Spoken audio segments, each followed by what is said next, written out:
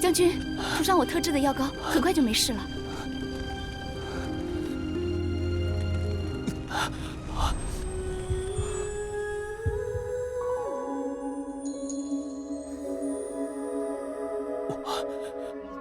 我要你！将军，你干什么？好难受，好难受。飞花毒，将军中了敌国特产飞花毒，1个时辰之内不与女子交合，就会经脉尽断，没有性命。你快走！我快控制不住了。可是如果我走了，你会没命的。杀了我，可保你民前。将军，民妇出身卑微，怎么值得将军以命相救？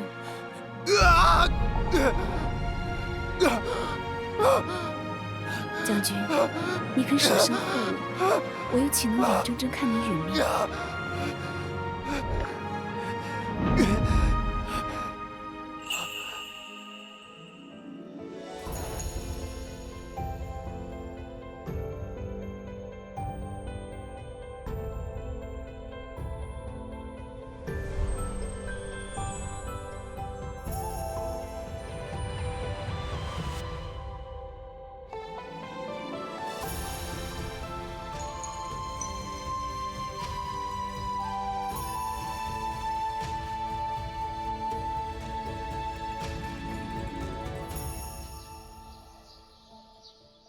你舍弃清白救我，我此生定不负你。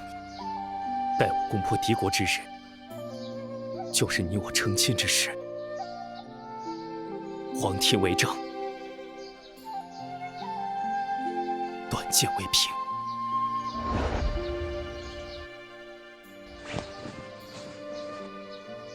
将军，你我虽已有了肌肤之亲，但始终无名无分，所以我只能暂时离开。愿你沙场平安，不忘故剑之约。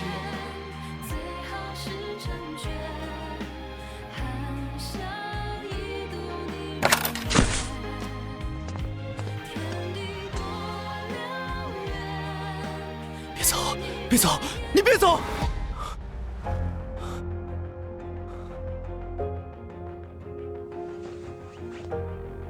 皇上，微臣救驾来迟，还请皇上恕罪。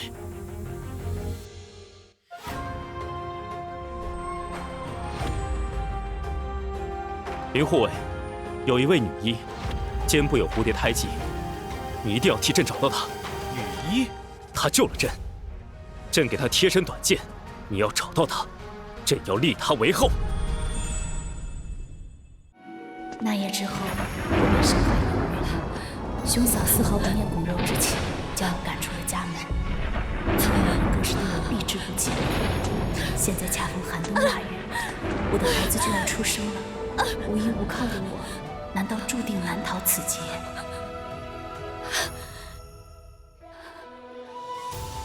不，我不能放弃。将军还在战场浴血奋战，我怎么能轻易的自暴自弃？我要自己给自己接生，我要生下我们的孩子。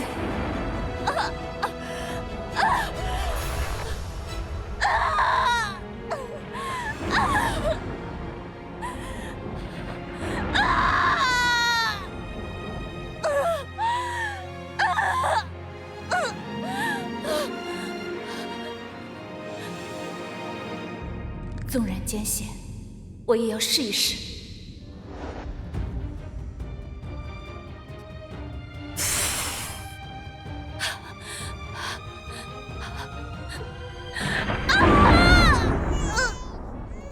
双胞胎，这是我拼命生下的双胞胎啊！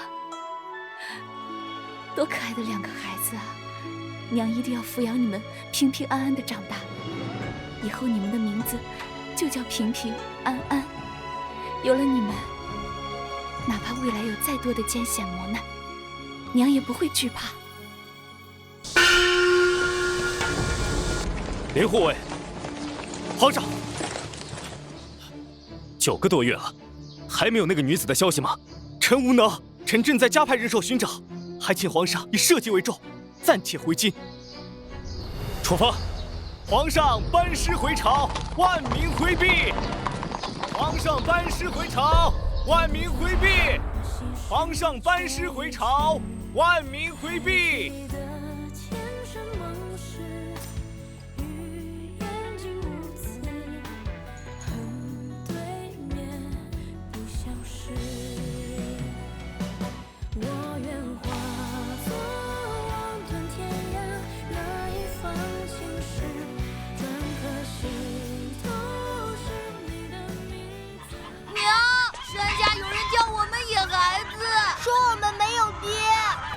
平平安安乖，别听他们胡说。你们有爹，那我们爹在哪里呢？你们的爹7年了，将军始终没来找我，不知他是捐去疆场，还是已经把我忘了。娘，你在想什么？乖，你们现在还小，有些事情啊，娘以后再给你们解释。但是你们要记住了，你们有爹。而且你们的爹是一位大英雄。真的吗？7年来，山下人传我的风言风语从未停过。如果不闻不问，平平安安，将来如何抬头做人？平平安安，走，跟娘下山。孩子们，如果真的等不到你们的爹，就让娘来做你们的平安。起来吧。皇帝啊，你已经26岁了，至今尚无此嗣。孙丞相和其他重臣们在他们家族中选了一批秀女，定能让我们皇家开枝散叶。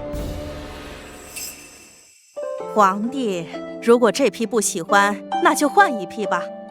好了，母后，儿臣还有要事，今日就算了吧。皇帝，眼下还有什么要紧的事比得过皇嗣？将来的锦绣江山，谁人继承？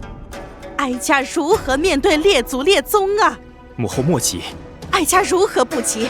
你不大婚不立后，哀家依你了。哀家只想让你选几个秀女，为皇家绵延子嗣。为什么你一个都看不上呢？母后，儿臣对这些庸脂俗粉实在提不起兴趣。你是想气死哀家不成？哀家不管，待会儿哀家挑几个秀女，从今天开始轮流侍寝。母后，你又何苦苦苦相逼呢？启奏太后，老奴倒有个愚见，16寓意多子，不如让民间1000名孩童进宫办个流花宴，说不定这么一祈福呀，皇家就开枝散叶了。好，好，就这么办。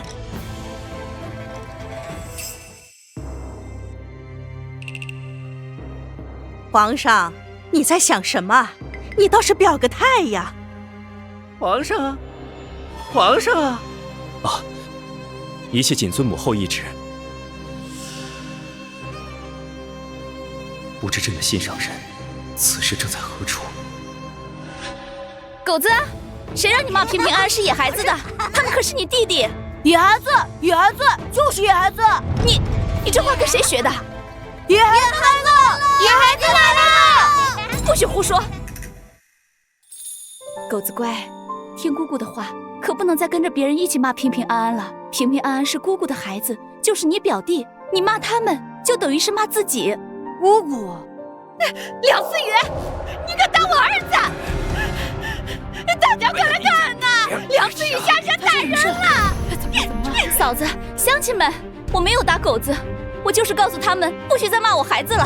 骂你，活该！谁让你7年前不知廉耻，生下2个野孩子的？大哥，你说这话还有良心吗？7年前，要不是你和嫂子逼着我半夜上山采药给狗子治病，我又怎么会？呸！我们让你上山采药，可没让你勾引男人。乡亲们呐，他梁思雨生来就是个灾星，哼，后来又败坏门风，勾引男人，生了2个孩子，现在又来打我们家狗子，大家说该怎么办呢？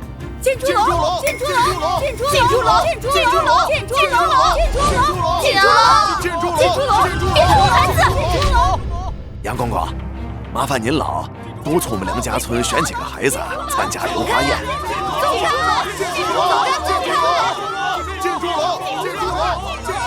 这俩孩子怎么那么像小时候的皇上啊？杨德禄，走开！难道他们是流落民间的皇子？走开！走开！住手！不许伤害这俩孩子！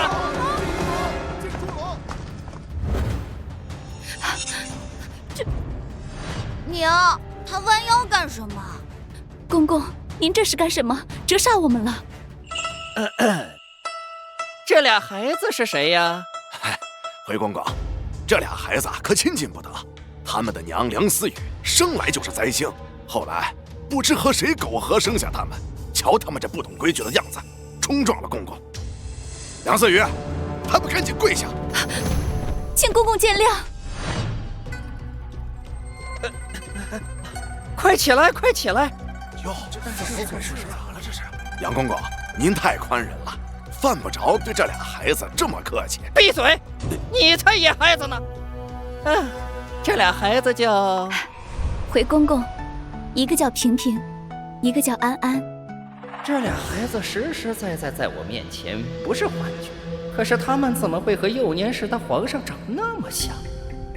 难道这女子曾经被皇上宠幸过？不对，皇上今年不过26岁，这女子看起来都40了。皇上怎么可能宠幸这么老的女子？难道这是巧合？可是这也太巧了。梁思雨，你带这两个孩子下山干什么？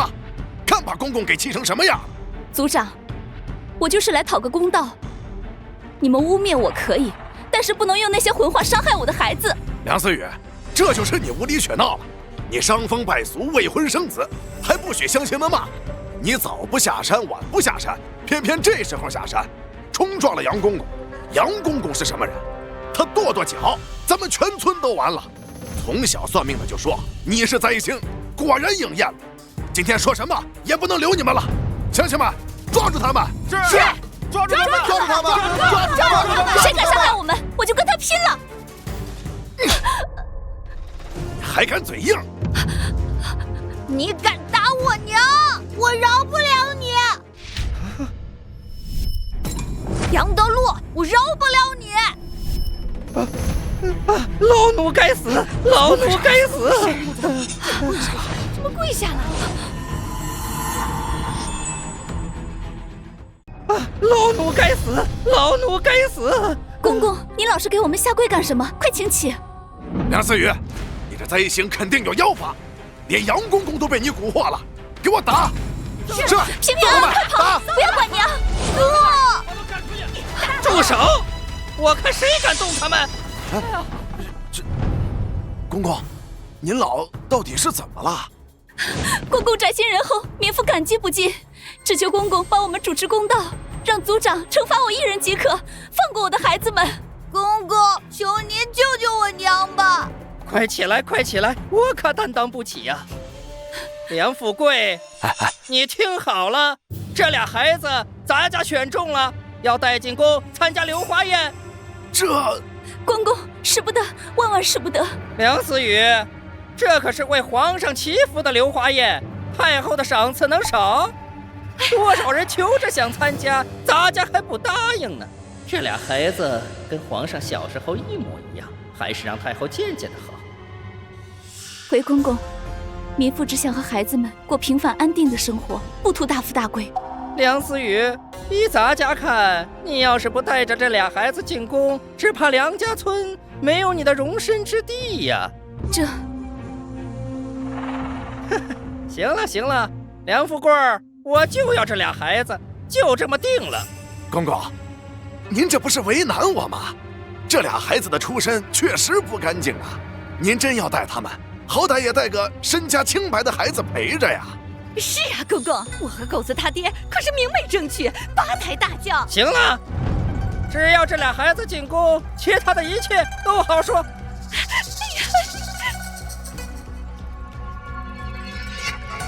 林护卫，整整7年，为什么连一个女子都找不到？皇上息怒，臣担心恐怕那女子只是皇上梦中所见，并非。胡言乱语！她明明是一个真真切切的女子。可是您说，那女子一会医术，2有胎记，3有短剑。臣几乎把全国适龄女子都排查了个遍，没有符合这3个条件的。谁让你执掌适龄女子的？年龄大一些，哪怕40岁左右的也要去查。年龄大，那应该不会得到皇上的宠幸啊。林护卫，朕只说一次，仔细排查，一个都不许漏。遵旨。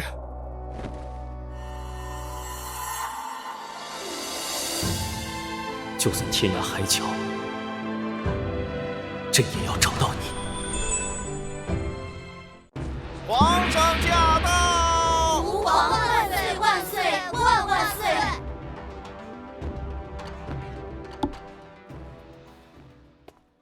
娘，皇上到底长什么样子？我们可以看一看吗？嘘，宫里有规矩，不能抬头看皇上。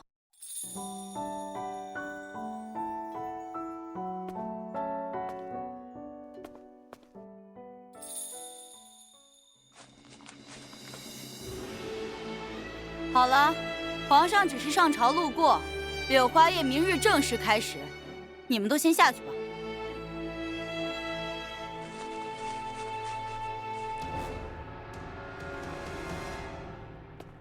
梁思雨，等等！你胆子不小啊，随便捡2个孩子就敢进宫？回嬷嬷，民妇不敢，这2个孩子是民妇亲生的。胡说！你起码40岁了，怎么会有这么小的孩子？嬷嬷，你还不知道呢，这梁思雨呀，生来就是灾星，都32岁了，都没人敢娶。她自己倒是耐不住寂寞，未婚先孕，生了2个野孩子。嬷嬷啊，你看我提供了这么重要的情报，我们家狗子能不能面圣啊？您放心，我们家狗子呀，可是身世清白，比这2个野孩子呀强多了。嫂子，你嘴巴放干净点！你可以侮辱我，但不能侮辱我的孩子。我就侮辱你，怎么了？哼，野孩子，野孩子，你2儿子都是野孩子。你，好啊，这么多年以来，我顾念着兄妹之情，处处忍让你和大哥，没想到你们变本加厉，处处欺辱我。从今天起，咱们一刀两断，各走各路。走，你往哪里走？嬷嬷，你为何要为难我？是你跟太后为难，你串通太监杨德禄，跟太后说什么这2个孩子像皇上的规划，你到底是何居心？我从来没有说过这种话。难怪那个杨公公非得带他俩进宫，肯定有阴谋。嬷嬷，我与杨公公从来不认识，如何能和他密谋？再说了，民妇就是有天大的胆子，也不敢冒充皇嗣啊。你嘴挺硬啊，不知道有没有我的真硬？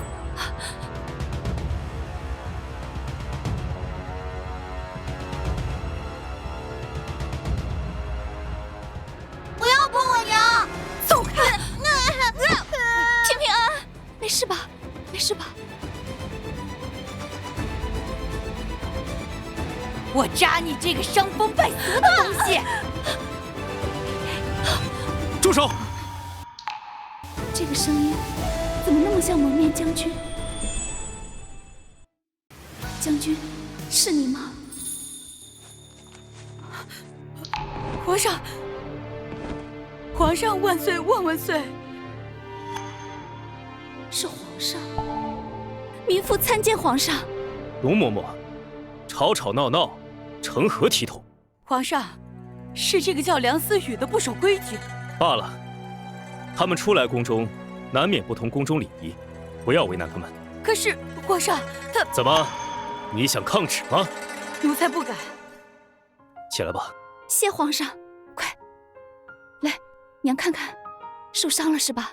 疼不疼啊？奇怪，朕看到他们受伤，为什么心会痛？他们的样子，朕也颇感眼熟。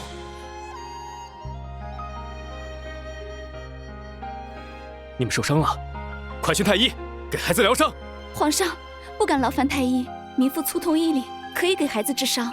这声音怎么如此像他？而且他竟然也通医理。放肆！皇上给你宣太医，你竟敢不谢恩，还吹嘘自己懂医！住口！那女子，你先给孩子疗伤，试试吧。是。你们俩忍耐一下，敷上娘特制的草药，很快就没事了啊。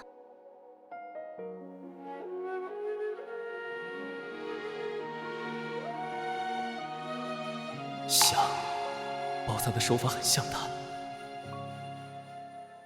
那女子，朕问你，你身上可有短剑？皇上怎么知道我身上有短剑？皇上，这梁思雨身上怎么会有短剑？那不成了入宫行刺了？你给朕闭嘴！皇宫危机重重，还是小心谨慎的好。回皇上，民妇身上没有短剑。这样啊，你抬头来，看看这块手帕。皇上，万万不可让他抬头，这不合皇家礼仪。住嘴！快抬头！遵旨。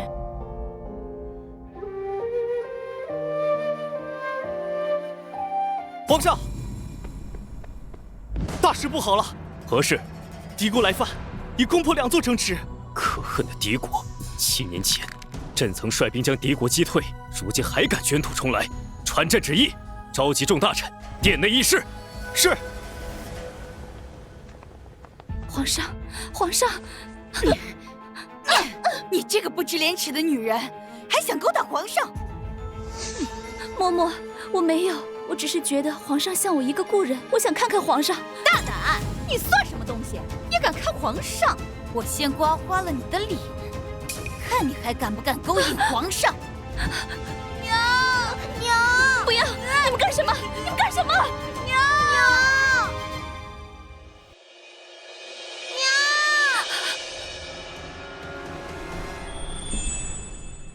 周嬷嬷，你仗势欺人，滥用私刑，你就不怕遭报应吗？报应？老身可是伺候了太后40多年的家生奴才，除了太后，谁敢动老身？容嬷嬷，我和孩子来这里，是为了给皇上和太后祈福。你如果刺伤了我，太后也不会饶了你。嬷嬷啊，他梁思雨能不能见到太后，还不是你一句话的事儿。梁思雨，那我就先毁了你的脸，再把你赶出宫外杖毙，保证人不知鬼不觉。住手！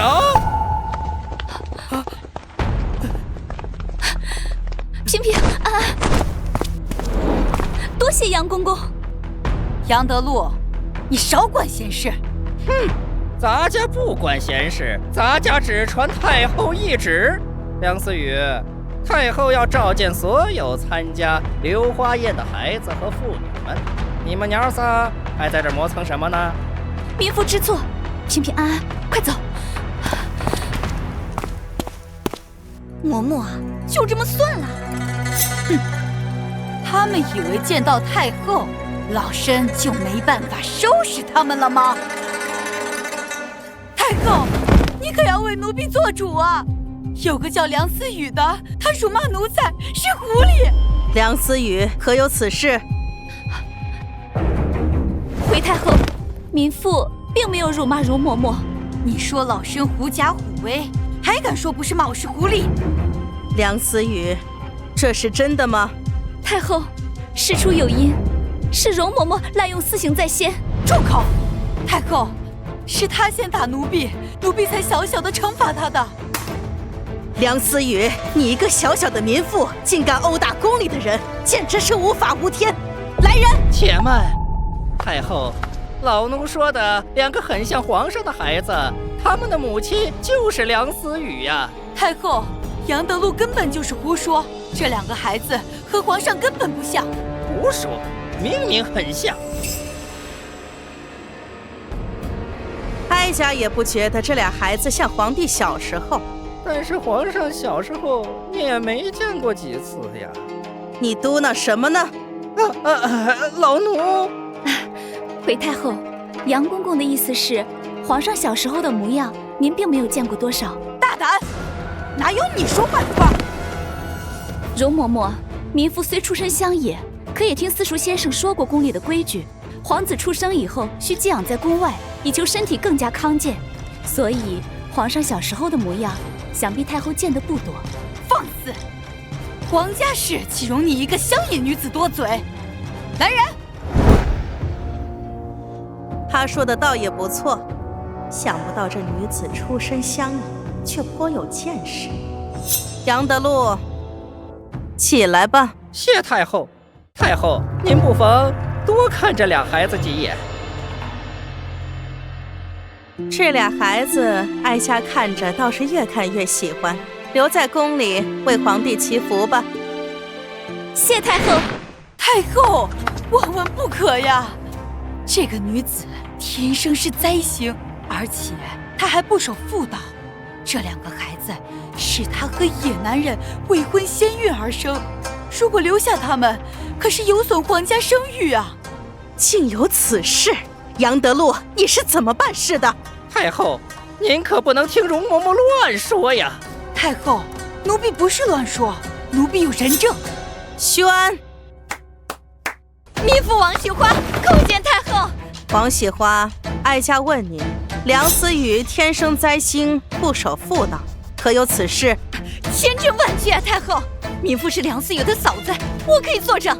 她天生灾星，无人敢娶。后来又跟来路不明的人乌梅苟合，生下俩野孩子。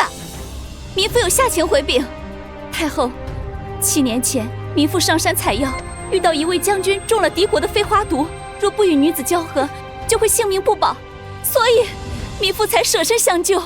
胡言乱语！来呀，把这母子3人拉下去杖毙！娘，我怕。太后，太后，你如此处置我们，只怕会被天下人耻笑啊！太后，大胆梁思雨，竟敢咒骂太后！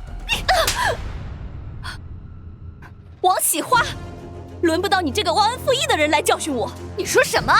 我说的有错吗？当年你的儿子狗子生病，是不是我上山采药救的他？你非但不知恩图报，反而变本加厉地针对我，你不是忘恩负义是什么？好你个荡妇，你竟敢让我打你！大胆！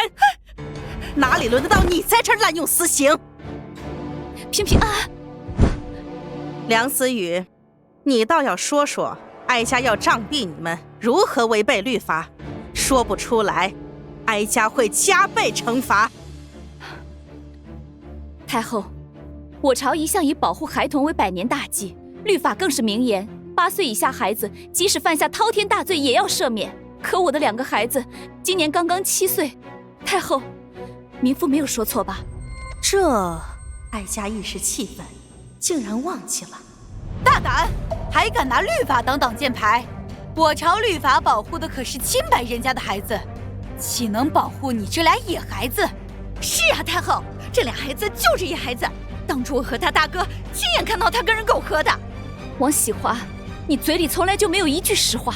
梁思雨，哀家给你一个机会，你刚才不是说这2个孩子是本朝中一位将军的孩子吗？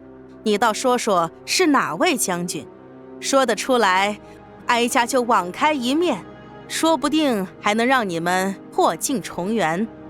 这回太后，民妇只知道他是一位蒙面将军，实在不知道他姓甚名谁。梁思雨，你连跟你苟合的人姓名是什么都不知道，你还真不要脸呢！太后，民妇敢对天发誓，所言句句属实。太后，这女子刁滑无比，不可信她的鬼话。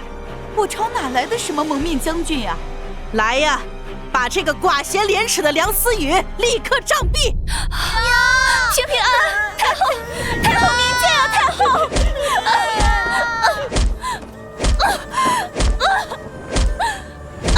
慢着！太后，我朝确实有一人喜欢蒙面打仗。谁呀？哀家怎么不知道啊？是皇上。皇上，闭嘴！还敢提皇上？太后，刚刚这梁思雨还企图勾引皇上呢。梁思雨果然风流成性，立刻杖毙！住手！皇上驾到！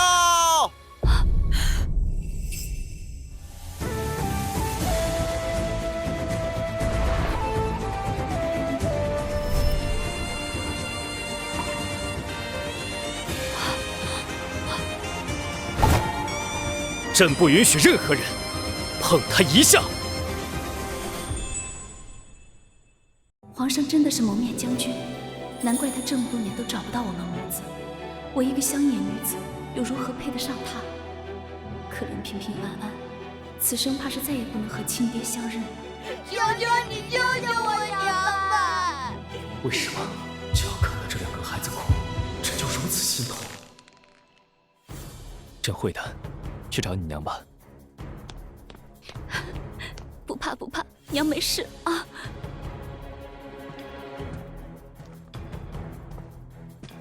都起来吧。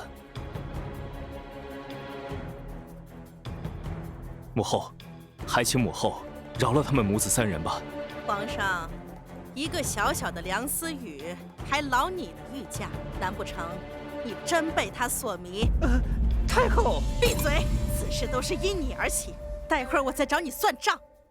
母后，儿臣今日才见过他们，何谈被他们所迷？而且，不知是何缘故，儿臣只要见到他们受苦，内心便会心痛不止。皇帝，只有见到至亲至爱的人受苦，才会心痛。刚才你不是说第一次见他们吗？至亲至爱，难道皇上和我们是至亲至爱？蒙面将军就是皇上。母后，毕竟他们母子三人是为儿臣求子祈福而来，还请母后饶了他们吧。祈福？不守妇道的人还给皇家祈福，哀家今日非杖毙他们不可。太后，今日是皇上的祈福宴，您杖毙我们不要紧，只怕会冲撞了皇家的喜宴，请太后三思。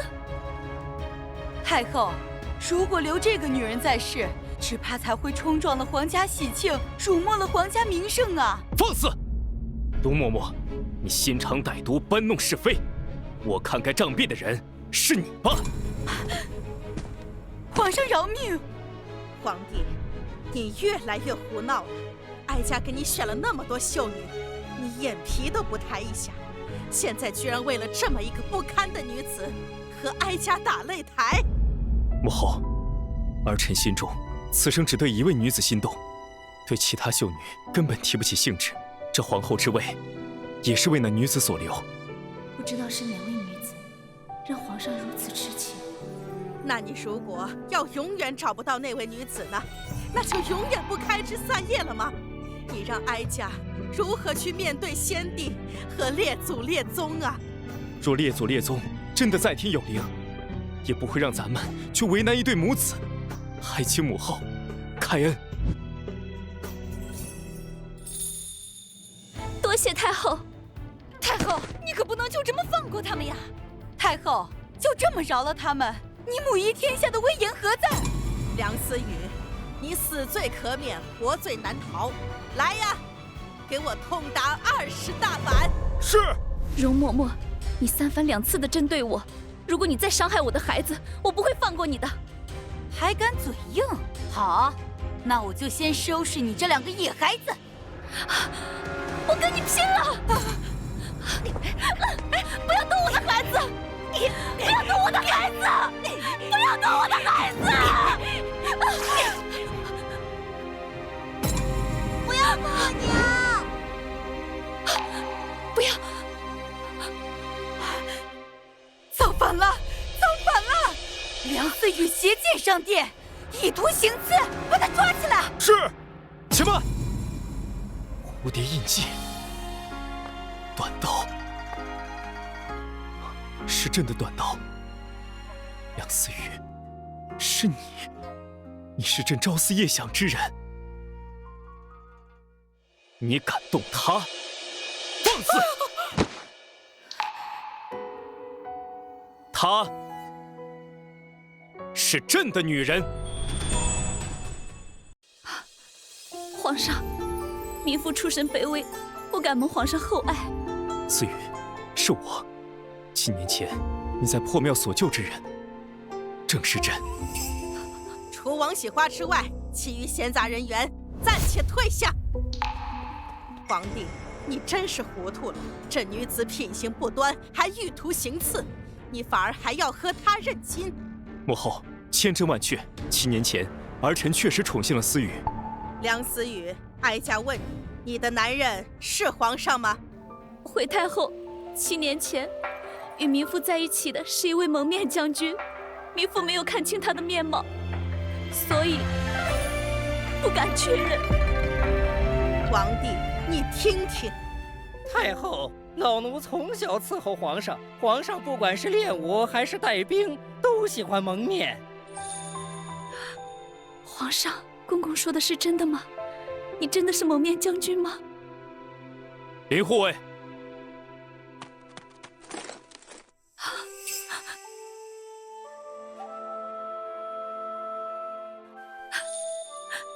是皇上，是皇上！我的蒙面将军，居然是皇上！你知道吗？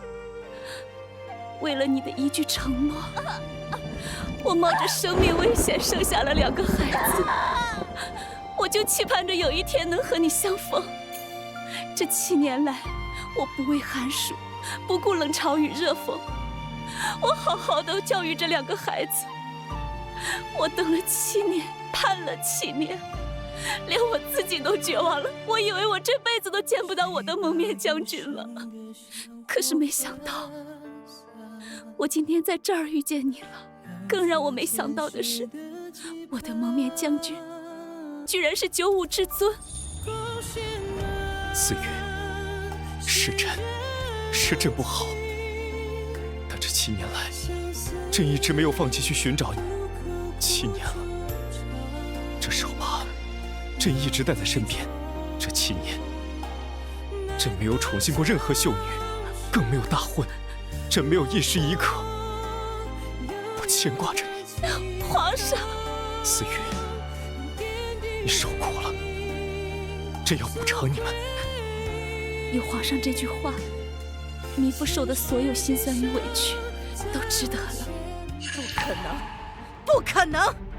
皇帝怎么会对一个40岁的老女人念念不忘呢？太后，此事非同小可，不能轻信呀！如何不能信？朕和思雨都已经确认无疑，还有什么错？太后，太后，仅凭一副面具、一把短剑认亲，这如何让天下人信服？万一是皇上认错了人，而梁思雨又故意攀扯皇上呢？住口！容嬷嬷言之有理，此事还需要细细查访。林护卫，太后莫急，臣一定查个水落石出。太后，如果皇上和梁思雨是真的，您就有了一对双胞胎孙子呀！不错，这2个孩子倒是真可爱呀。太后，太后，万万不可相认呐！太后，老臣恳请立刻杖毙梁思雨。臣等附议。丞相，民妇只不过一介草民，别说是没有过错，就算是有过错需要严惩，也不值得惊动您一国之宰辅，带着满朝重臣来请旨啊！住口！这哪有你说话的份儿？皇上，太后，根据礼法，野孩子参加柳花宴只会冲撞喜事，只怕皇上到时候会有绝嗣之忧啊！丞相，我的孩子不是野孩子，是皇上的血脉。现在这件事还没有定论，你的孩子就只能是野孩子。放肆！此乃朕的家事，你们无权干涉。皇上难道忘了“天子无家事”这句古训吗？更何况这是皇上子嗣的问题，更是千秋万代的大事，所以臣才敢直言进谏。太后，如果纵容这件事，造成皇室断了血脉，我朝的锦绣山河将后继无人呐！真有这种事儿？哀家怎么从来没听说过？太后，丞相说的是真的，在我们老家，人人都知道这礼法。王喜花，你简直信口雌黄！我们老家何时有过这样的礼法？呸！你懂什么？给朕闭嘴！请太后明鉴。丞相，可有破解之法？微臣刚刚已经说过，立即杖毙梁思雨和他的2个孩子。没错，太后，民妇老家有人这样做过，后来添了7、8个孙子呢。王喜花，你还有没有良心呢？民妇所言句句属实。太后，当断不断，必受其乱啊！为了皇家血脉，哀家也只能狠一回心肠了。来人呐！且慢！来人，把这个妖言惑众的女人拖下去，杖毙！皇上饶命啊！梁思雨，你这个灾星，还不赶紧替我向皇上求求情？我可是你亲嫂子呀！你眼睁睁看着我受苦，你还有没有良心？王喜花，都到这个地步了，你竟然还这么恶毒！立刻杖毙！住手！皇帝，现在不是你感情用事的时候，尤其是关乎到皇家的血脉，哀家绝不会由着你的性子胡来。母后，不要说了，哀家已经决定了，梁思雨母子3人绝不能留。太后，糜夫并没有犯错，您这样做有失公允呢。太后，娘，住手！皇上，请立刻杖毙梁思雨，否则臣等将集体辞官。臣等附议。你们这是逼宫！皇上，思雨只不过是一介村妇，不值得您为了我和大臣们大动干戈。您这么做，如何面对天下的悠悠众口？思雨，皇上，今日能和你重逢，思雨死而无憾。或许我们今生注定有缘无分。倘若我今天难逃此劫，求皇上照顾好我的2个孩子。娘！哼，梁思雨，你别演戏了，你什么身份？你会有这样的幸运能怀上龙种？王喜花，我敢用我的性命担保，我的2个孩子是皇室血脉。你敢用你的性命担保？你说的都是实话吗？这个，太后，糜夫愿意自行了断，只求太后明察秋毫，给我的2个孩子一个清白的身份。娘！思雨，不可！皇上，梁思雨言之有理，不可犯了群臣众怒啊！她是朕的女人，朕是要护她周全。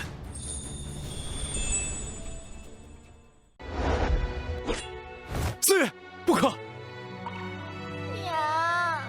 娘！皇上，国事为重，有你这句话，思雨死而无憾。思雨，朕如果连自己心爱的女人都护不住，枉为一国之君。你到底想干什么？她只是一个40岁的老女人了。母后，在儿臣心中，思雨就是这世上最美、最好的女人。皇上，不要说了。就算今日朕不当这个皇帝，也不允许你们伤害思雨。皇上，您是一国之君，可千万不可说这样的话。好了好了，皇帝，今天确实是大喜之日，伤人性命确实不合时宜。这样好了，将梁思雨母子3人流放3000里，永世不得回京。太后，3000里之外都是苦寒之地，2个孩子怎么受得了？求您流放我1人即可，放过您的2个孙子吧。来人，立刻拿下梁思雨！住手！母后，此等子虚乌有的礼法，不可轻信啊！皇帝，事关皇家血脉，哀家不能不小心谨慎呐。太后，糜夫愿意领一切罪责，求您放过2个孩子。快拿下梁思雨！我看谁敢！皇帝，如果你要再这样胡闹，我们皇家可就真的要断子绝孙了。太后，皇室没有断子绝孙，您的2个孙儿就在您眼前，求您庇护他们吧。大胆！这都什么时候了，还敢拿野孩子来冒充皇家子嗣？梁思雨，你年过40，7年前也30多岁，哀家实在很难相信皇帝会宠幸你。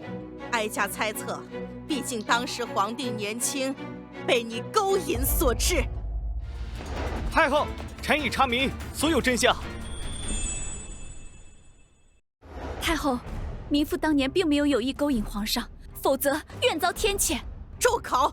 林护卫，查到什么，你要一五一十地讲出来。如有半点谎言，哀家绝不饶恕。臣不敢。臣审问当时的敌国俘虏，7年前皇上的确中了飞花毒，不和女子交合，便会有性命之忧。臣也查明，当时皇上遇险的山确实是梁家村的后山，而皇上遇险的那天夜里，方圆几十里上山的人，有且只有梁思雨1人，而且村里只有梁思雨的肩膀上才有皇上说的蝶形印记，何况梁思雨身上还有皇上的御赐短剑。太后，林护卫所言，句句属实。母后，儿臣也可作证。娘，皇上真的是我们的爹吗？是个大英雄。是啊，平平安安，皇上就是你们的爹。想当年，他年纪轻轻就带领兵马打败了敌军，当然是大英雄了。皇儿啊，这个梁思雨比你大了10几岁，你怎么单单对他念念不忘呢？母后，思雨乃是朕的救命恩人。皇上不可这么说，您洪福齐天，自然遇难成祥。坏了，如果梁思雨真的进了宫，还会有我的好果子吃吗？梁思雨进了宫，杨德禄就是头功一件，不行，绝对不能让他顺利进宫。梁思雨进宫，皇上就有了2个皇位的继承人，那么我多年的筹谋就会毁于一旦，我必须得想个办法。梁思雨，你大胆！你竟然以皇上的救命恩人自居，我看你当初不是刻意帮助皇上，而是故意接近皇家吧？你可真是居心叵测呀！请太后明鉴，容嬷嬷所言并无道理。民妇当初救皇上，纯粹是不想看着我朝将军命丧敌军之手。况且，民妇当初并不知道蒙面将军就是皇上，谈何故意接近皇家？何来居心叵测？你，思雨头脑聪慧，言语敏捷，他朝如果为后，定会是朕的贤内助。先帝爷呀，您睁开眼睛好好看看吧，皇家的体统何在？皇家的颜面何在呀？孙丞相，有话不妨直说，何必阴阳怪气？太后，这女子跟皇上在野外苟合，实在是有损皇家体面。若天下女子皆是如此，您还如何母仪天下？依臣之见，请立刻对梁思雨施加严惩。这，孙典成，你大胆！丞相，该严加惩戒的恐怕是您。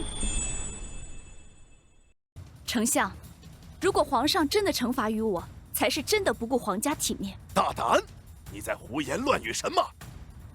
太后，如果皇上真的为了所谓的体面，不认自己的孩子，让皇室血脉外流，这是不忠不孝于先帝和您。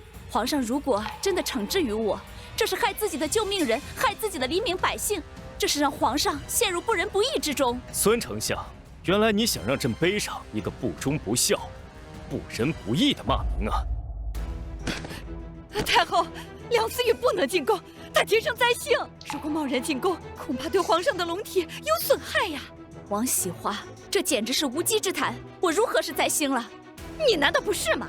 你32岁了都无人敢娶，村里人都说了，谁要娶了你，准保倒大霉。这些根本就是无稽之谈，请太后明鉴。太后，近几年京城总有小儿闹病，怕是皇上招惹了梁思雨这个灾星所致。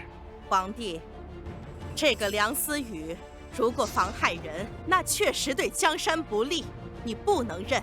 不，太后，民妇粗通医理，初来京城时也曾观察过生病小儿的状况。依民妇看，这并非什么邪祟，而是井水不洁所致。一派胡言！井水不洁，太医们怎会不知？太后，民妇配制了药粉，只需要按方给小儿们服用，病痛自解。同时，再把大剂量的药粉撒入井水之中，井水自解。大胆！小儿们的病，岂是你一个村姑可解？臣现在就按照梁思雨的方法去试一下。太后，万万不可呀！很多太医都治不了的病，怎么能交给一个村妇去治？如果真的出了什么差错，这该如何是好？这个还是不要试了吧。母后，不妨一试。如果有任何后果，儿臣愿意承担。皇上，您执意袒护这个灾星，老臣无话可说。可是这2个野孩子坚决不能进入皇家谱系。大胆！孙丞相，我的2个孩子都是皇室血脉，为何不能进入皇家谱系？大胆！你把皇家谱系当做什么了？当做你家买菜的烂账本了吗？太后，皇上目前并无子嗣，如果把这2个野孩子进入皇家谱系，那么这2人将来必有1人会继承大统。这江山可是先帝爷带着老夫一同拼杀出来的，如果将他拱手让于这种无名无姓的野孩子，老臣们坚决不从。坚决不从。丞相，您是两朝老臣，德高望重。不过，民妇还是劝你一句，谨言慎行，否则你就是犯了大不敬之罪。孙丞相，我劝您收回刚才说的话，否则就是藐视皇上和太后。妖妇，你在胡说些什么？平平和安安是皇上的孩子，你却一口一个野孩子，你将皇上置于何地？将太后置于何地？你如此藐视皇上和太后，这还不是大不敬吗？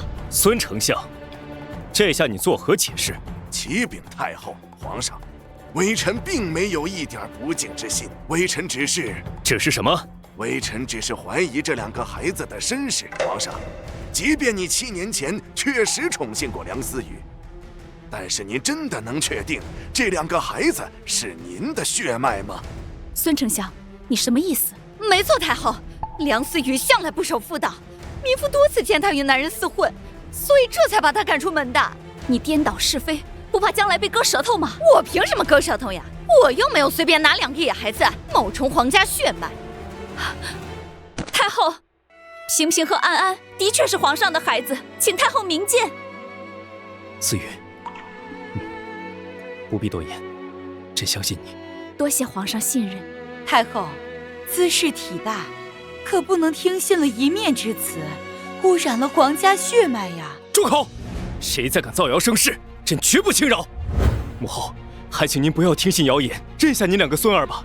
皇帝，哀家决定了，暂时不把这2个孩子列入皇家谱系。太后圣明。母后，哀家要的是亲孙子。太后，民妇迄今为止只有皇上一个男人，这2个孩子的确是皇家血脉。民妇相信太后英明睿智，绝对不会被浮云遮掩。好一个浮云遮掩！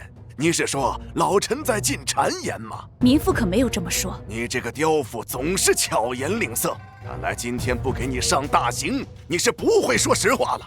来人呐，给梁思雨上大刑！我看你说不说实话。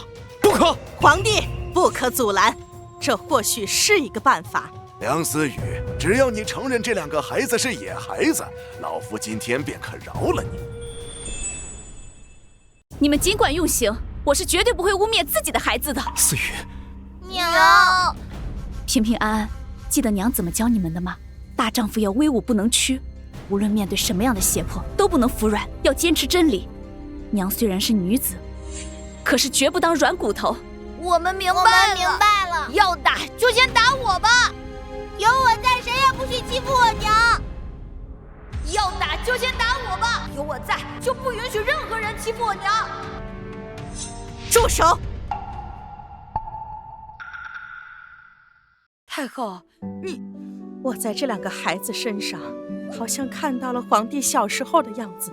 太后，您英明啊！老奴之前绝对没有看走眼，这2个孩子的确像小时候的皇上。难道哀家真的有孙子了？还是2个？太后明鉴，快跪下！快，叫皇祖母。太后，这2个野孩子绝对不能入皇家谱。臣等附议。丞相，你们反了！尔等是要造反不成？孙丞相，民妇就不明白了，您带着几位重臣3番2次的阻拦皇上和我们母子相认，究竟是何居心？皇上，这女子还没有得到册封，就敢如此对老臣无礼。像这样的女人，能教出什么样的孩子？如果她的孩子将来继承了大统，天下将会大乱，苍生就会倒悬之苦。皇上、太后，救救天下，救救黎民百姓吧！皇上和太后只是想认回自己的血脉，怎么就会天下大乱？反倒是你们，为了让皇上和太后接受你们的建议，未免太过于夸大其词了。住口！你这妖妇无知无畏，还敢强词夺理！前朝发生多少惨剧，都是与后宫和子嗣处理不当有关。太后，如果您执意认这2个野孩子，我朝的锦绣江山将不复存在呀！江山如果真的有恙，也只怕是因为你们这群道貌岸然、开口天下闭口苍生的人身上。丞相，你口口声声为了天下苍生，可是面对我们3个可怜的孤儿寡母，毫无半点同理之心，这就是你们的爱民之心吗？你弑君之路为君分忧，你们明知道皇上和太后因为子嗣的问题而忧愁，却几次3番的带领重臣阻拦他们和我们母子相认，这就是你们的为君分忧吗？孙鼎城，这下还有什么话好说？皇上，老夫以性命担保，这2个孩子绝对不是皇家血脉。孙丞相，你是国之重臣，说话可要负责任。老臣当然可以负责。皇上、太后，您想想，这女子要是真的怀上了皇上的血脉，早就该进宫认亲了，何必要等到现在呢？民妇早就说过了，我当年并不知道那个人是皇上。这只是你狡辩而已。就算你说的是真的，那你嫂子呢？你嫂子可是你的直系亲属，连她都指责你品德不端，你还有什么话说？没错，太后，民妇早就说过了，这梁思雨7年来私会过不少男人。太后，王喜花是存心污蔑，请太后明鉴。母后，儿臣相信思雨，她绝不会是这种人。太后，太后，好了，梁思雨，哀家问你，你家还有何人？民妇家里还有一位哥哥，名唤梁志刚。传梁思雨的哥哥梁志刚当殿对质。传梁思雨哥哥梁志刚进殿。草民梁志刚叩见太后。起来吧。谢太后。你妹妹梁思雨到底人品如何？回太后，草民可以作证，梁思雨就爱招惹男人，所以名声不好。到了30多岁还嫁不出去。大哥，你说这样的话还有没有良心？从小到大，如果不是我上山采药贴补家用，你又怎么能娶了王喜花？还有，你们的儿子狗子生病，又怎么可能活命？别翻旧账，我们夫妻俩都作证，你不守妇道。你们一会儿说我是灾星命嫁不出去，一会儿说我不守妇道嫁不出去，我看你们就是胡说八道。太后，您可听见了？梁思雨家2口人全都能证明他不守妇道。太后，现在事情已经很清楚了。如果梁思雨真的怀了龙种，像他哥嫂这样的人，岂能不愿意当皇亲国戚？丞相言之有理。太后，像梁思雨这种不守妇道，还利用野孩子冒充皇家子嗣的女人，就应该打入天牢。太后，民妇是被冤枉的，请太后明鉴。来人呐，把梁思雨抓起来！谁敢动思雨，朕诛他9族！朕倒要看看谁敢动他1下。皇上，不可因为我失了体面。无妨。皇帝，你为了一个40岁的女人，成何体统？太后，这个梁思雨一定会什么妖术，所以才迷惑了皇上。臣建议将梁思雨立即拿下，立刻杖毙。孙鼎城，你给朕闭嘴！皇上，老臣求你了，你快清醒点吧！求皇上清醒过来吧！朕现在比任何时候都要清醒。皇儿，你看看你现在都成什么样子了，还说清醒？太后，皇上虽然过激，可是也是为了保护自己的至亲至爱，是人之常情。如此一个能保护自己至亲至爱的皇上，必定是能体恤万民的皇上啊！皇上万岁！皇上万岁！皇上万岁！太后，梁思雨的哥嫂已经证明了，这2个野孩子根本就不是皇上的骨肉，谈何至亲至爱？皇上一定是被这个妖妇给迷惑了。恳请太后明鉴。好了，哀家有主意了。梁思雨，哀家问你，你和皇上邂逅是几月？回太后，是当年3月。那这2个孩子又是几月出生的？是当年腊月。大胆！按你所说，这2个孩子根本不足10月，可见根本不是皇家血脉。太后，平平安安是早产儿，所以民妇才给他们取名叫平平安安，以求他们能够顺利平安的长大。太后，梁思雨根本就是在撒谎！住口！梁思雨，哀家再问你，你说他们是早产儿，当日的接生婆是谁？你可敢让他们当殿对质？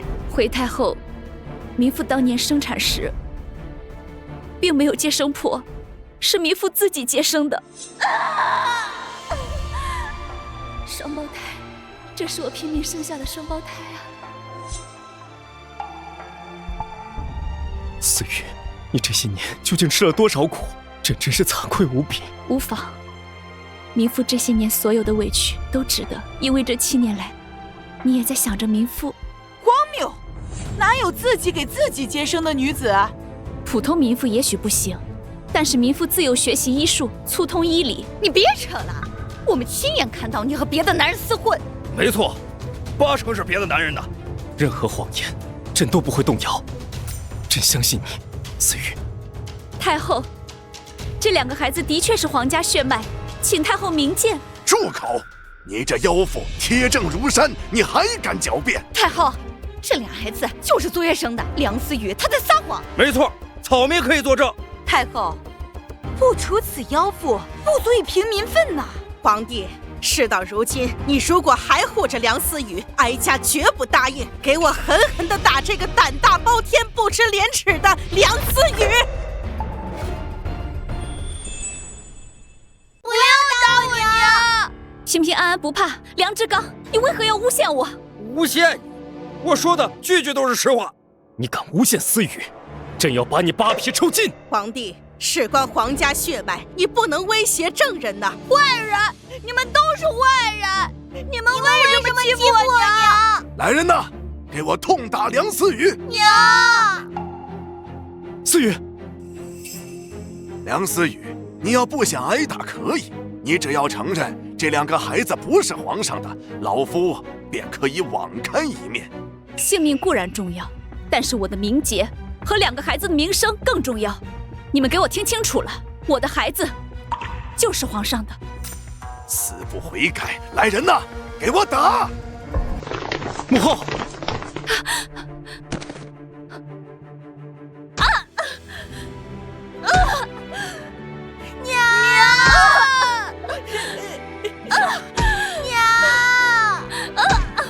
梁志刚，你全然不念一点兄妹之情吗？你傻呀！如果让他跟皇上认了亲，当了娘娘，还有咱们的活头吗？是啊，梁思雨会报复我们的。梁志刚，有本事看着我的眼睛说话！不要打我娘！平平安安。退下！思雨，今日只要有朕在，朕不会让任何人伤害你。皇上，这妖妇不守妇道，还妄图攀龙附凤，你还护着她干什么呀？丞相，你这是妄加揣测，民妇根本没有攀龙附凤。不攀龙附凤，你进宫来干什么呀？那是因为杨公公说我的孩子像皇上，所以非要带我们来进宫的。杨公公从小服侍皇上，连他都说我的孩子像皇上，为什么你们就是不肯承认？杨德禄，哀家的流花宴都被你搞砸了。太后，我看这杨德禄和梁思雨早就串通好的，必须要严加拷问。容嬷嬷，你还真毒啊！太后，老奴也是害怕皇家血脉外流啊！拉下去！慢着，太后，民妇有一个办法，请杨公公帮忙，可以证明民妇的孩子就是皇上的。思雨，你有什么办法？请皇上和太后给1炷香的时间。哼，你这妖妇，1炷香的时间，你还想挣扎吗？你这2个孩子不可能蚯蚓变金龙。母后，不妨一试，有任何后果，儿臣愿意承担。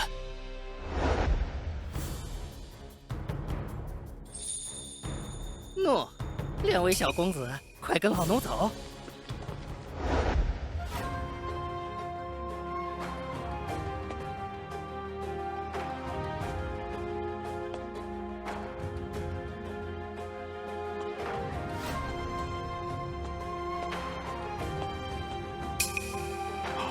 皇儿，还是2个皇儿。太子，老臣参见太子。娘，他们为什么要给我们下跪呀？还叫我们太子？因为你们穿上了皇上小时候的衣服，和皇上还是太子的时候一模一样。这是哀家的孙子呀，绝对不会错。这2套衣服是皇帝小的时候哀家缝给皇儿的。太后英明，这2件衣服是皇上当年7岁时正式拜见您所穿的。列祖列宗在上，我们皇家终于有后了。哀家的乖孙子，难怪哀家见到你们的时候就那么喜欢。娘，平平安安，太后就是你们亲奶奶，皇上就是你们的亲爹。不行，无论如何不能让这俩孩子认亲，否则我几十年的筹谋恐怕就全部付之东流了。太后，现在还是不能证明这两个孩子就是皇上的血脉。胡说！这两个孩子跟皇帝小时候一模一样，我看谁还在敢怀疑？你看这俩孩子脸上的痣都和皇帝一模一样。孙鼎成，现在证据确凿，你还嘴硬？皇上莫急，不妨听听丞相怎么说，免得让你背上不听大臣建议的骂名。皇上，难道现在有个人长得像先帝，您就与他认作兄弟，继而裂土封疆，和他平分天下吗？大胆！孙丞相，你我素不相识，我也没有得罪过你，你为何一而再再而三地为难我？孙丞相，你此番言论将朕和太后的清誉置于何处？朕可以广开言路，但绝不允许你诽谤朝廷。皇上，太后，老臣口不择言固然有错，可这关系到皇家的血脉呀，老臣一定要谨慎，马虎不得。马虎什么？哀家的眼神不会错，这两个孩子就是哀家的亲孙子。太后，这真怪不得老臣呐，这天下长得像的人实在是太多了。就是，这天底下呀，长得像又没有血缘关系的人可多了去了。我们村就有好几个。对，纯属巧合呀！王喜花，你真是张口就来。咱们村子哪有没有血缘关系长得一样的人呢？你给我找出来几个。太后，因为长得像，就让这两个孩子落入皇家谱系，实在是草率呀。太后，他梁思雨一向不守妇道，这俩孩子一定不是龙种。王喜花、梁志刚，你们俩真是无药可救。来人，将这几个胡言乱语之人，统统拉下去杖毙！不可，皇上、太后，这件事还没有查个水落石出，万万不可杖毙他们呀！你，皇上无妨，不如听丞相的，暂且饶过他们，看他们还有什么招数。皇上、太后，如果现在突然跑出几个长得像皇上一样的孩子，您都要将他认作皇子吗？那天下岂不是有很多皇子？你，哀家想要自己的亲孙子，怎么就这么难呢？孙丞相，民妇到底要怎么做，你才相信我的两个孩子是皇上的孩子？这太后，看来只能按照宫廷验亲的最终法子，滴血认亲了。不可，滴血验亲的话，皇上需要流血，有损龙体，这样也有损皇家颜面。哼，梁思雨，我看你是心虚了吧？对，没错，你就是心虚了，不然你不会不敢滴血验亲吧？闭嘴！朕意已决，滴血认亲。皇帝，不可呀！母后，无妨，朕要给思雨和他们母子三人一个真正的名分，让他们洗尽冤屈。这个梁思雨自称赌医，第一反应却是不敢滴血认亲，看来这俩孩子的身世必有蹊跷。皇上，如果您与这两个孩子的血不能相容，臣恳请立刻杖毙梁思雨。不行，朕不允许任何人伤害思雨。皇上，无妨。孙丞相，民妇敢承诺，但是如果我孩子的血和皇上的血相融了，你拿什么作赔？老臣以性命相抵。你们呢？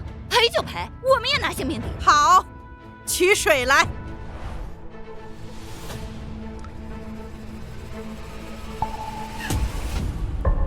相容了，真的相容了。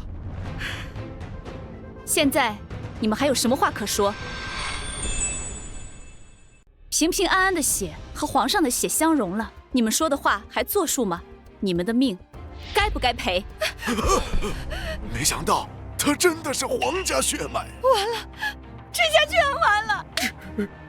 这些年净欺负妹妹，这下他饶不了我呀！思雨，这些年苦了你了。皇上能够信任我、惦念我，民妇所有的苦都值得。平平安安，现在爹和奶奶都找到了，你们应该怎么做呀？哀家的乖孙子，拜见祖母，拜见爹。哎，二位小殿下，应该叫皇祖母父皇。闭嘴！哀家的乖孙子想怎么叫哀家就怎么叫哀家。哀家的乖孙子，来，让哀家好好看看你们。平平安安，不可坏了礼数。我们不能坏了礼数。好孙子，真是哀家的好孙子。思雨，这些年你受了这么多苦，还能把哀家的孙子教育得这么好，哀家真不知道怎么感谢你呢。太后谬赞了。来人，将孙鼎成、梁氏夫妇一干人等拖出去杖毙。皇上，看在老臣追随先帝的份上，就饶了老臣吧。思雨啊，妹妹啊，你就饶了大哥吧。思雨，我们都是一家人，饶了我们吧！住口！你好意思说是我的亲人吗？好妹妹啊，我们可都是你的亲人呐。你忘了，这20年来你嫁不出去，都是哥哥照顾着你呀。你还好意思说照顾我？从小你借口我是灾星命，对我非打即骂。长大后，我更是要上山采药贴补家用，供你成亲。甚至我还要救你们的儿子，深夜冒险上山采药。我有了平平和安安之后，你们更是不顾念一点骨肉之情，在寒冬腊月把我赶出家门。如若不是我有一点医术，我和平平安安又怎能活到今天？你当时未婚先孕，我们也是背不住骂名才赶你出门的呀。是吗？那你们为何又说我到处偷男人呢？小雨啊，都是大哥猪油蒙了心了，害怕你当了娘娘之后报复我们的，你就饶了我们吧，我们可都是你的亲哥嫂啊！闭嘴！我没有你们这样的哥嫂，你们的所作所为，就是有100条命也不足以弥补。梁志刚、王喜花，你们的所作所为，就是死1000次、10000次，也都是咎由自取。思雨，你就饶了我们吧，饶了我们吧！思雨，我替你们梁家生了狗子，开枝散叶了。思雨，你可不能害我呀！如果我要是死了，狗子就没娘了呀！对呀，你就看在你大侄子狗子的面子上，你就饶了我们吧。我们可都是他的亲生父母啊！你们好意思为人父母吗？狗子那么纯净善良的孩子，在你们的教唆下，年纪小小的就学会骂自己的表弟。我错了，我不是人，我错了，我不是人。好妹妹，饶了我们吧！哼，你们能有今天，都是咎由自取。来人，把他们押下去。等一下，太后，我不是故意要陷害我小公子的，是容嬷嬷指使我这么干的。闭嘴！你这刁妇，你自己害人，还想攀上我？反正我也活不了了，干脆把事实讲出来。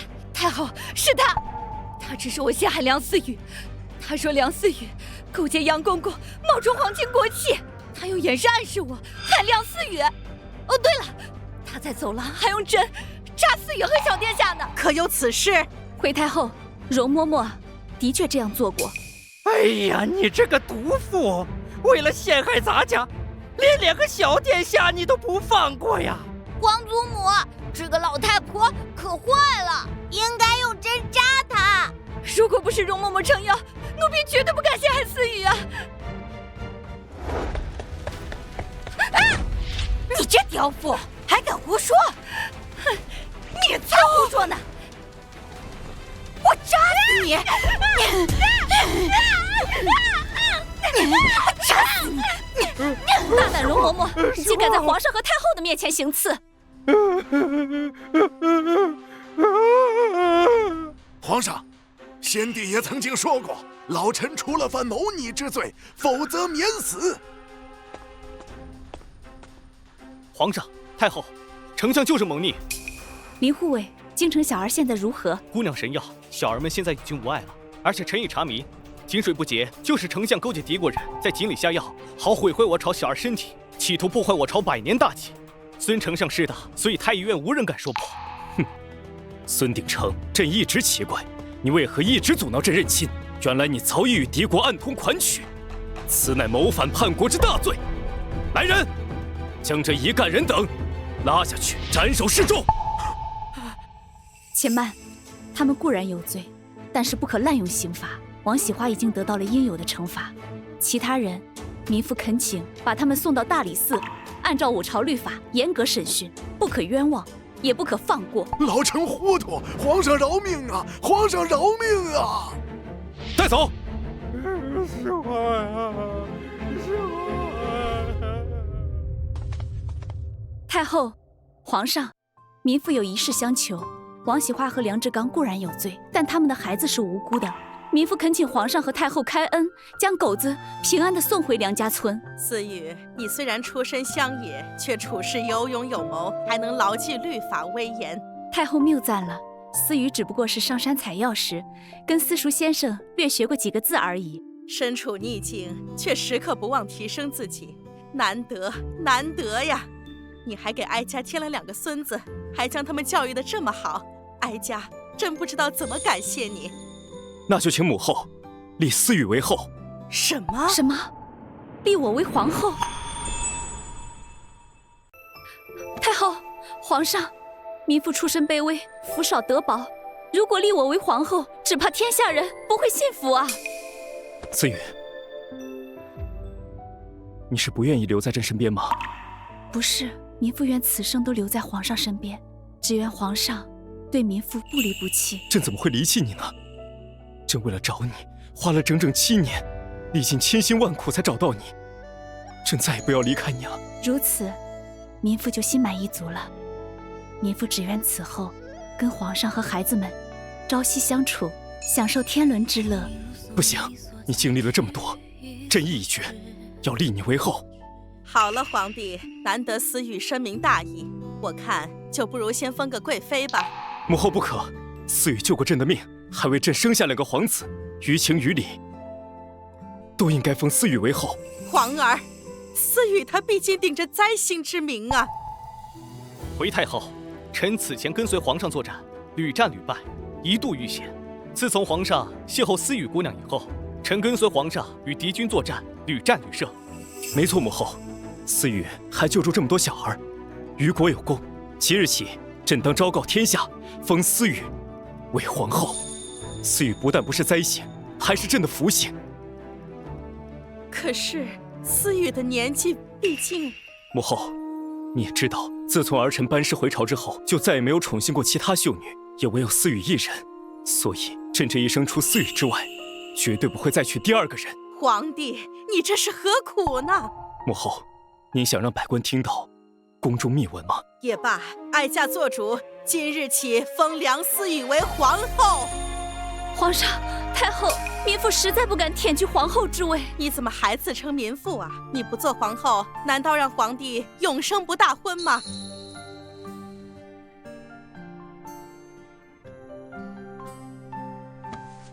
臣妾叩谢母后。儿臣多谢母后。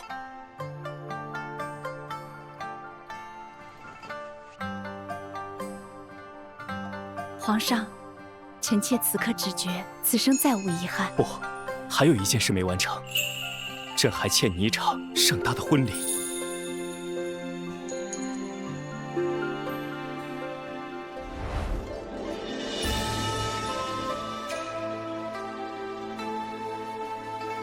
帝后对拜。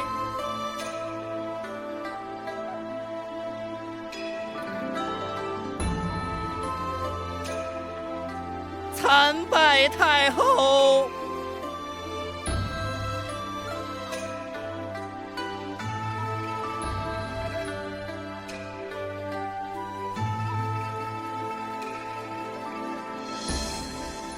思雨，从今往后，朕愿永得一人心，白首不分离，与君两相依，终老不离弃。